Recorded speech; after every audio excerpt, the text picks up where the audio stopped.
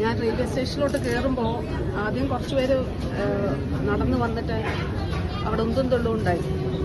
എനിക്കിപ്പോൾ പക്ഷെ ഞാൻ നടന്നു വന്നപ്പോൾ എനിക്ക് കഴുത്തനക്കാൻ പ്രതിഷേധം എന്ന് പറഞ്ഞാൽ പ്രതിഷേധിക്കുക, ഞങ്ങൾക്ക് പ്രതിഷേധിച്ചു. പക്ഷെ കയ്യേറ്റം ചെയ്യാന്നുള്ള ശരിയല്ലല്ലോ ജനാധിപത്യം. സമരക്കാരൻ ആക്രമിച്ചു, പിന്നെ ആക്രമിക്കാൻ? മന്ത്രിമാർക്കെതിരെ കരിങ്കൊടിയും സമരവും നടത്തിയ ആൾക്കാരാണ് നമ്മളൊക്കെ, അതിന്റെ പ്രൊഡക്ട്സായി വന്ന ആൾക്കാരാണ്.